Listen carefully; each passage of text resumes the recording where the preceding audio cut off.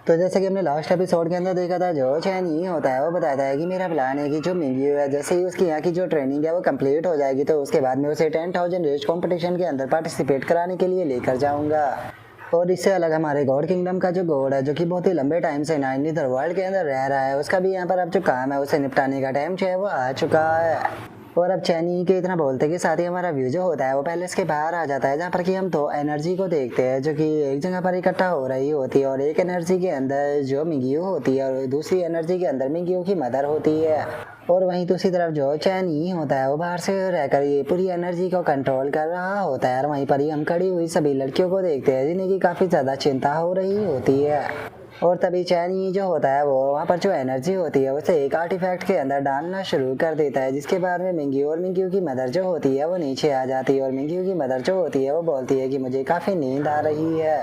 तभी जो जिया यू होती है वो मिंग्यू के पास में आते हुए उसे पूछती है कि मास्टर आप ठीक तो हो ना, आपके अपनी बॉडी के अंदर कुछ अनकंफर्टेबल फील तो नहीं हो रहा ना। जो सुनते के साथ ही मिंग्यू जो होती है वो जियाओ यू को बताती है कि मुझे काफ़ी ज़्यादा ही अनकंफर्टेबल जो है वो फील हो रहा है, ऐसा लग रहा है कि जैसे कि मुझे उल्टी होने वाली है। और उसके इतना बोलते के साथ ही हम देखते हैं कि उसकी एनर्जी जो होती है वो अचानक से जियाओ यू की बॉडी के अंदर इंटर करने लगती है। और जैसे ही मिंग्यू की एनर्जी जियाओ यू की बॉडी के अंदर इंटर करती है तो इस चीज़ से जियाओ यू की हालत ख़राब होने लगती है, जो देखकर जो मिंग्यू होती है उसे उसकी चिंता होने लगती है। तभी चैनी जो होता है वो उसे बोलता है कि तुम्हें पैनिक होने की कोई ज़रूरत नहीं,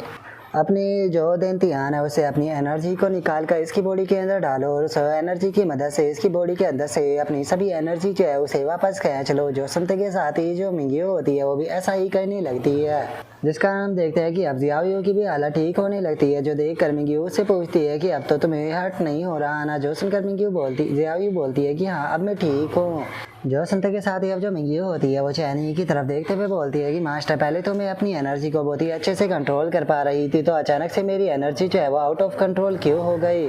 जो सुनते के साथ ही चैनी जो होता है वो उससे बोलता है कि मैंने तुम्हारी बॉडी के ऊपर कुछ सील जो है वो हटा दी है, क्योंकि इस टाइम पर तुम्हारी कल्टीवेशन जो है वो ज़ुआन चैन रियलम पर पहुंच चुकी है। और इससे अलग नाइन नीदर वर्ल्ड की जो पावर है उसका मेन सोर्स जो है वो तुम्हारी मदर ने इस टाइम पर तुम्हें बना दिया है, तो इसीलिए नाइन नीदर वर्ल्ड की यहाँ पर जो मैन कॉन्सियसनेस है वो तुम्हीं से बिलोंग करती है। तो इसीलिए तुम्हारी बॉडी के अंदर अब और भी ज़्यादा नाइन नीदर वर्ल्ड की पावर इकट्ठा होने लगी है।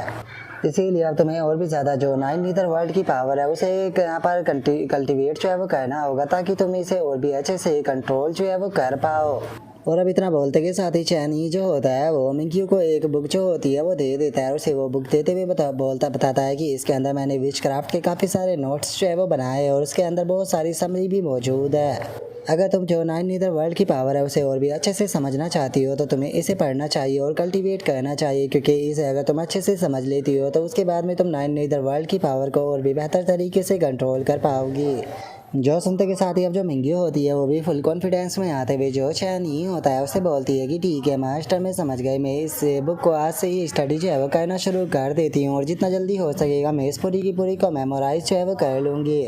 जो सुनते के साथ ही चैनी जो होता है वो उसे बोलता है कि अभी के टाइम पर यहाँ पर जो ये स्पेल है इन्हें याद करना कोई ज़्यादा ज़रूरी नहीं है, क्योंकि इससे भी अलग काफ़ी ज़्यादा ज़रूरी चीज़ें हैं जो कि अभी के टाइम पर तुम्हें करनी है। और अब इतना बोलते के साथ ही चैनी जो होता है वो अपने पास से वो वेपन निकाल कर उन्हें दिखाते हुए बोलता है कि ये राजदंड लो है, जो कि नाइन नीदर वर्ल्ड के हाईएस्ट लो को एक साथ में रखता है, जिसका तुम और तुम्हारी डॉटर जो है वो नाइन नीदर वर्ल्ड के अंदर सेम टाइम पर रह सकती है। और इससे अलग अगर तुम नाइन नीदर वर्ल्ड से बाहर भी जाना चाहो तो तुम आराम से बाहर जो है वो जा पाओगे, लेकिन चूंकि अभी यहाँ की जो पावर है वो बिल्कुल भी स्टेबल नहीं है तो इसीलिए तुम ज़्यादा देर के लिए नाइन नीदर वर्ल्ड से बाहर जो है वो मत जाना। और इससे अलग मैं चाहता हूँ कि यहाँ पर जो तुम्हारी शर्मनी है उसे भी जल्दी ही शुरू जो है वो कर दिया जाए, क्योंकि 3 दिनों के बाद में जो यू है वो जैसे ही सर्कुलेशन से बाहर आएगी तो उसकी जुबान से रियलम की कल्टीवेशन भी स्टेबलाइज हो जाएगी, जिसके बाद में उसे यहाँ से जाना होगा। जो सुनते के साथ ही मिंग्यू की मदर जो होती है वो अपना मुंह फुलाते हुए बोलती है कि 1 मिनट, क्या तुम दोबारा से मुझे नाइन नीदर वर्ल्ड के अंदर अकेला जो है वो छोड़कर जाने वाले हो? क्या तुम जानते भी हो कि मैं पिछले 10 मिलियन सालों से यहाँ पर अकेली हूँ और अब मैं यहाँ पर सोच रही थी कि मैं अपने सामान को पैक कर कर एक ट्रैवल जो है वो कर आऊँगी।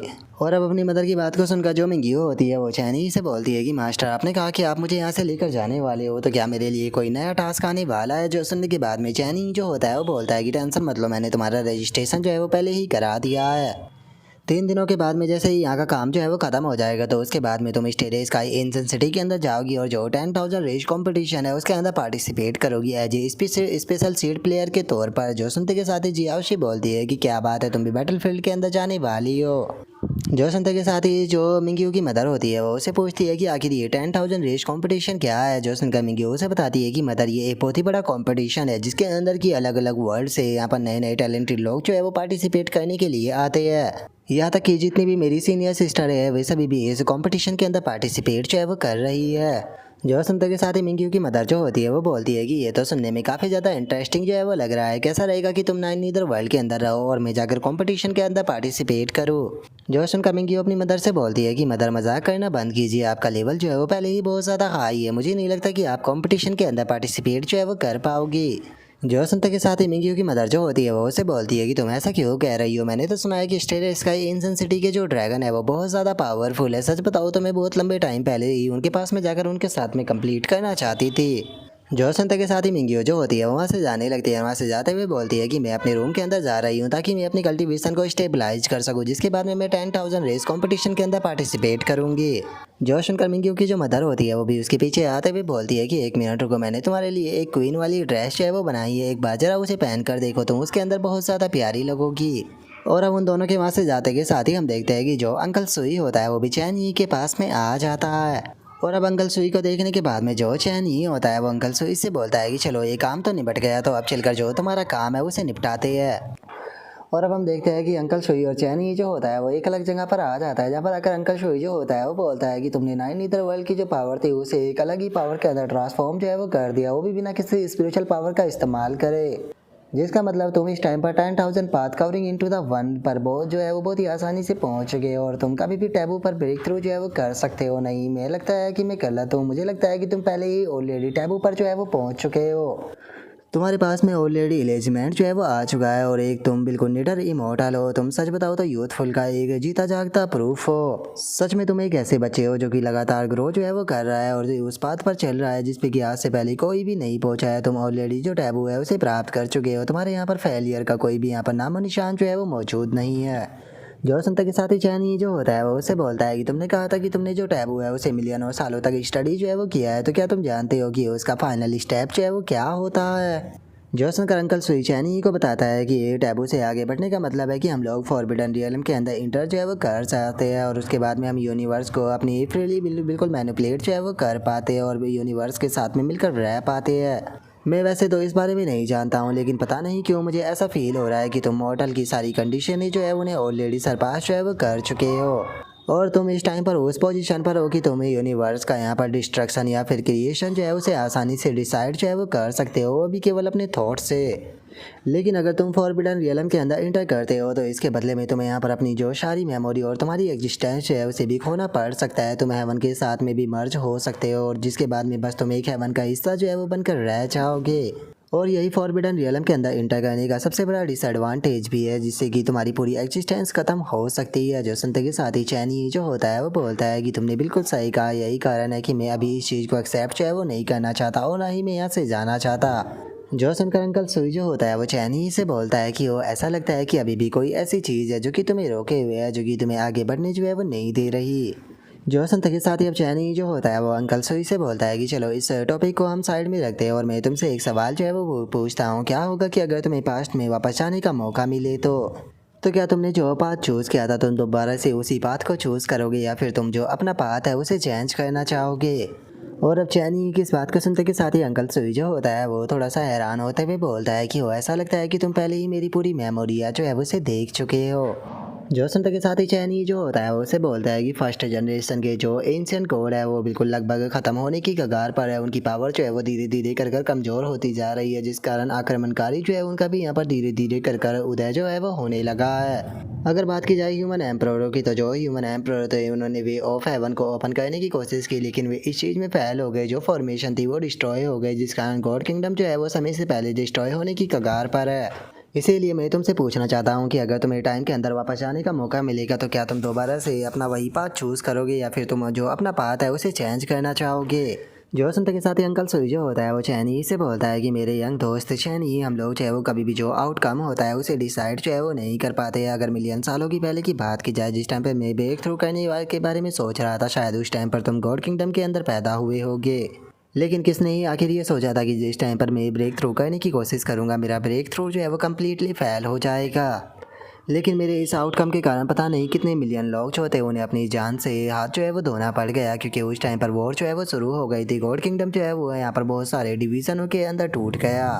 और अगर बात की जाए यहाँ पर तुम्हारे सवाल की जो कि तुमने मुझसे पूछा है, तो मेरा जवाब है हाँ। अगर मुझे दोबारा से मौका मिलता है तो मैं दोबारा से सेम पाथ जो है उसे चूज़ करना चाहूँगा, क्योंकि चाहे वो किसी के द्वारा विश्वासघात किया जाना हो या फिर किसी के द्वारा धोखा दिया जाना हो, अगर हमारा जो गॉड किंगडम है वो हमेशा ही हमें शांति का आदेश जो है वो देता हुआ आया है। लेकिन पता नहीं कब से ये चीज़ जो है वो दूसरों की बन गई। देखा जाए तो सब चीज़ें जो है वो पूरी तरह से ठीक थी, जब तक कि मेरा आखिरी जो डिसाइबल था वो ह्यूमन एम्परर जो है वो नहीं बन गया। मुझे आज भी याद है जिस टाइम पर वो टीनेजर था, उस टाइम पर वो थ्रोन के ऊपर बैठा था और उस टाइम पर उसने मुझसे एक सवाल किया था कि आखिर जो उसकी सिस्टर है उसे फॉर्जन ट्राइब के साथ में शादी जो है वो क्यों करनी पड़ी, उसे अपनी सबसे प्यारी चीज़ जो थी उस यूनिवर्स को क्यों देनी पड़ी जिससे कि वो सबसे ज़्यादा नफरत करता था। और जिस टाइम पर मेरे प्यारे डिसाइबल ने मुझसे ये सवाल पूछा तो मैं उसके इस सवाल का जवाब जो है वो नहीं दे पाया, जबकि ये सवाल बहुत ही ज़्यादा सिंपल था। वर्ल्ड के अंदर हर एक पर्सन जो है वो इस सवाल के जवाब को जानता था। और अगर देखा जाए तो वो सच में बहुत ही ज़्यादा टैलेंटेड था। वो बहुत ही अच्छे से ग्रो हुआ, उसने अपनी कंट्री को भी काफ़ी अच्छे से ग्रो किया, यहाँ तक कि अपने फादर और अपने ग्रैंडफादर के मुकाबले वो बहुत ही ज़्यादा बेहतर था। लेकिन एक दिन मैंने इस चीज़ को डिस्कवर किया कि वो सीक्रेटली स्टडी कर रहा था एक इनकम्प्लीट कॉपी की, जो थी ग्रेट वंडरलैंड स्टेट। और उस टाइम पर धीरे धीरे जो है वो चीज़ें मुझे समझ में आने लगी कि आखिर वो कंट्री के अंदर यहाँ पर कल्टीवेशन को इतना ज़्यादा महत्वपूर्ण क्यों है वो दे रहा था, वो आर्मी को कल्टीवेट क्यों करा रहा था और टैलेंटेड लोगों को रिक्रूट जो है वो क्यों करा रहा था, क्योंकि वो इस पूरे के पूरे वर्ल्ड के ऊपर अपना कंट्रोल जो है वो करना चाहता था। वो टैबू के अंदर इंटर जो है वो करना चाहता था और उसी के साथ में यहाँ पर अपनी फोर्सफुली यहाँ पर पूरे गॉड किंगडम के अंदर शांति लेकर आना चाहता था और पूरे गॉड किंगडम के ऊपर कंट्रोल करना चाहता था। और यही कारण था कि मैंने जो टैबू था उसका यहाँ पर तिरस्कार जो है वो करना शुरू किया, क्योंकि एक मास्टर होने के नाते हमारा ये फ़र्ज़ बनता है कि हम अपने डिसाइपल के सामने आने वाली सभी जो दुविधा है उसे हटा सके। और यही कारण है कि मैंने जो कुछ भी किया मुझे उसके ऊपर बिल्कुल भी रिग्रेट जो है वो नहीं है। और अगर मुझे दोबारा से मौका मिलता है तो मैं दोबारा से सेम वही चीज़ जो है वो करना चाहूँगा। और अगर मैं किसी के सामने नहीं कर पाया तो मैं वर्ल्ड के एक अकेले कोने में जाकर इस चीज़ को करूँगा। तो इसीलिए मुझे नहीं लगता कि मेरा कोई भी कर्म चाहे वो यहाँ पर जो मेरे द्वारा किए गए पाप है उन्हें ख़त्म कर सकता है। केवल अब एक ही चीज़ है जो कि मेरे सभी पापों को ख़त्म कर सकती है और वो है मेरी मौत। इसीलिए मैं यहाँ पर अपनी जो मौत है उसे पाना चाहता हूँ। जो सुनते के साथ ही चैनी जो होता है वो उसकी गॉड बॉडी जो होती है उसके अंदर अचानक से एक पावर डालता है और वो पावर जो होती है वो सीधे जो अंकल शुई होता है उसकी बॉडी के अंदर भी डाल देता है, जो देखकर अंकल शुई हैरान होते हुए बोलता है कि फ्रेंड चैनी ये तुम क्या कर रहे हो। जो सुनते के साथ ही चैनी जो होता है उससे बोलता है कि तुम्हारे द्वारा किया गया जो कारण है या प्रभाव है, मैं उस जगह पर नहीं खड़ा हूँ जो कि यहाँ पर उस मोमेंट को लेकर अपना फाइनल जजमेंट जो है वो दे सकता हूँ। और ना ही मैं इस चीज़ के भी क्वालिफाई हूँ कि जो लोग तुम्हारे कारण मरे हैं मैं उनके बिहाफ पर तुम्हें यहाँ पर सज़ा जो है वो दे सकूँ या इस चीज़ को कह सकूँ कि उस टाइम पर तुम गलत थे या सही थे। लेकिन मैं एक चीज़ को लेकर श्योर हूँ कि तुम्हारे पास में जो नॉलेज और जो तुम्हारे पास में एबिलिटी है वो चीज़ है जो कि अभी गॉड किंगडम को सबसे ज़्यादा ज़रूरत है। उससे अलग अगर मेरी डिसाइपल की बात की जाए तो वो करंट ह्यूमन एम्परर है। इसीलिए मैंने यहाँ पर ये फैसला किया है कि तुम जिंदा रहोगे और जो मेरे डिसाइपल है उनकी मदद करोगे, हमारा जो गॉड किंगडम है उसकी मदद करोगे। और इसी तरह से तुमने जो गलती की थी उस गलती को तुम सुधार सकते हो, वो भी जिंदा रहते हुए। तुम ऐसा मान सकते हो कि मैं तुम्हें यहाँ पर एक दूसरा मौका जो है वो दे रहा हूँ तुम्हारी उस गलती को सुधारने का जो कि तुमने पास्ट में की थी। तो अब अपनी ज़िंदगी को तुम्हें यहाँ पर उस गलती को सुधारने में लगाना होगा और यही तुम्हारी सज़ा होगी। और अब चैनी की तरह बोलते के साथ ही हमारा आज का एपिसोड जो होता है वो यहीं पर ही कंप्लीट हो जाता है। तो नेक्स्ट एपिसोड के अंदर देखिए कि आगे क्या होता है। अगर आप लोगों को वीडियो अच्छी लगी हो तो लाइक करना, चैनल को सब्सक्राइब करना। मैं मिलता हूँ आप लोगों से नेक्स्ट एपिसोड के अंदर, तब तक के लिए बाय बाय गाइस।